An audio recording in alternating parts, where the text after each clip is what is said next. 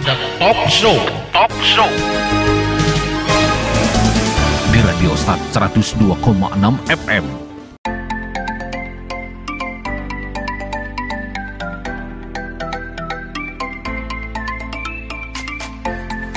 102,6 FM Start Serasi Suara, satu kata penuh makna pasti selalu di hati. Sahabat Start FM masih bersama kami di talk show bincang-bincang santai terkait PPS ya. Gimana sahabat Start FM, udah mulai panas ya? Udah mulai keponya ya sahabat Start FM. Nah, balik lagi nih sahabat Start FM bersama Pak Andri ya. Pak Andri ini walaupun kerja di perpajakan ya sahabat Star FM, tapi suaranya kayak asik banget di radio ya. Boleh magang di sini? Boleh Pak. Nanti kita jadi sampingan ya Pak. Kita aja jadwalnya. Nah sahabat Star FM bukan cuman mengudara dari studio 1 ya sahabat Star FM, tapi kamu juga bisa nanti lihat video kita di YouTube kita Start FM News Channel ya sahabat Start FM. Nah saya juga mau nanya Pak, apa syarat utama untuk bisa ikut program pengungkapan sukarela atau PPS ini Pak? Nah ini syaratnya pertama tentu harus punya NPWP dulu. Ada punya NPWP dulu karena kita berangkat dari NPWP dulu. Iya. Karena itulah key number kita kalau misalnya di Direktorat Jenderal Pajak, walaupun nanti based on-nya adalah NIK, nomor induk kependudukan. Iya. Nah, tapi terus bagaimana nih kalau misalnya belum punya NPWP, gimana? Nah, kalau misalnya ada juga tuh sudah punya NPWP tapi statusnya NE, non efektif. Nah, ini mungkin yang Pak, bagi wajib pajak kadang kurang familiar dengan mereka. Kok kami tiba-tiba statusnya NE gitu? Iya, apa Pak. nih? Jadi NE itu pagi ini mungkin kita sampaikan juga.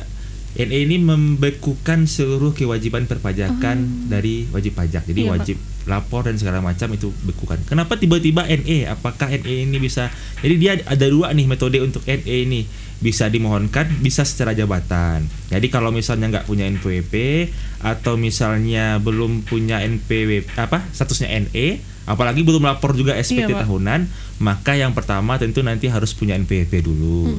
Terus laporlah SPT tahunan terakhir.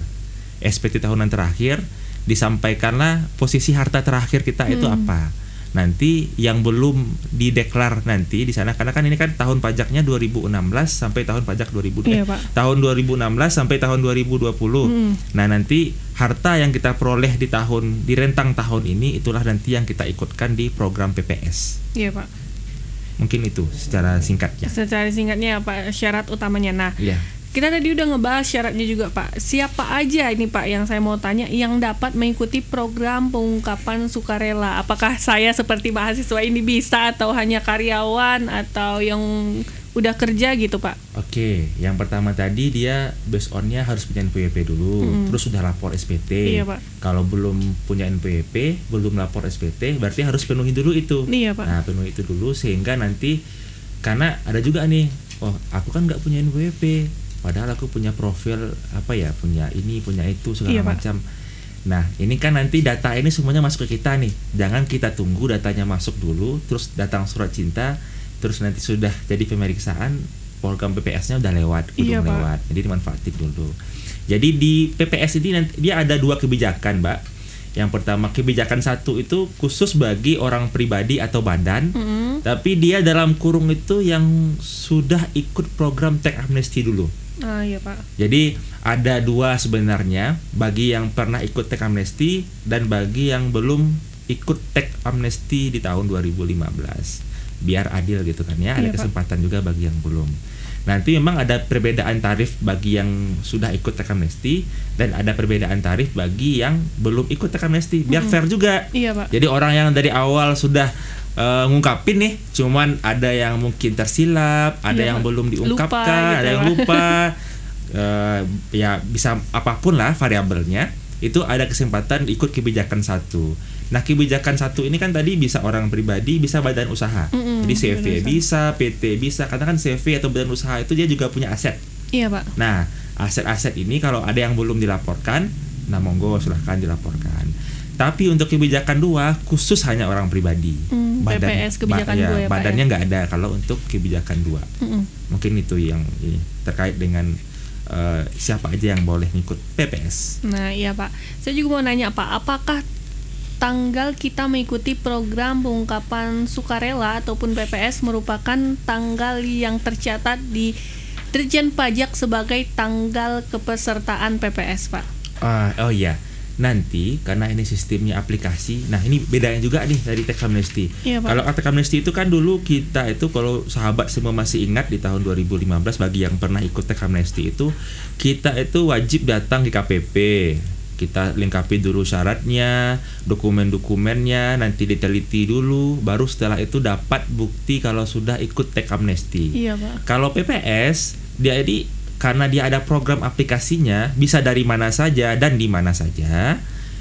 Jadi nanti nggak perlu datang ke KP2KP, nggak perlu datang ke KPP, kecuali memang butuh pendampingan. Kalau secara mandiri bisa, karena di informasinya sudah share di YouTube ada, di Google juga ada, dan segala macam ada.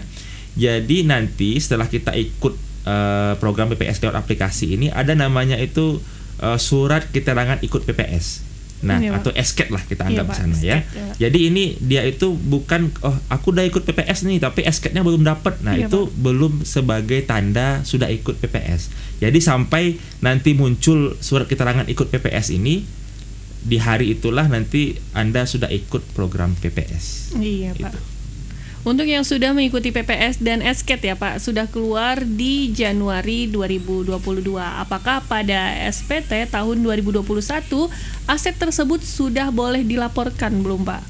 Oke, sesuai dengan PMK 96 ya, PMK 96 pasal 21, harta atau utang pada SPPH, surat tanda keikutsertaan akan dianggap sebagai harta baru yang nantinya akan dilaporkan di SPT tahun 2022.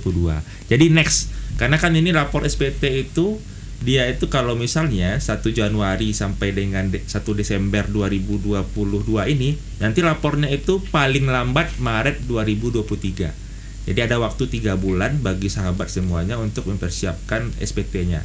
Nah, di sana nanti kalau misalnya ada harta yang diungkap di PPS ini, lapornya nanti di 2023 untuk tahun pajak 2022. Iya, Pak. Nah, Pak ya, sebelum kita akhiri nih, Pak, di program acara kita ini, saya mau nanya yang terakhir juga nih, Pak. Boleh ya, Pak? Apa tuh? Apa yang harus dilakukan kalau memperoleh email himbauan ikut PPS, Pak? Nah, sahabat semuanya, kita itu di DJP sudah mengirimkan sekitar 1,6 email himbauan ya. Ini himbauan dalam bentuk email, ada juga dalam bentuk surat ke seluruh wajib pajak yang terdaftar di kita.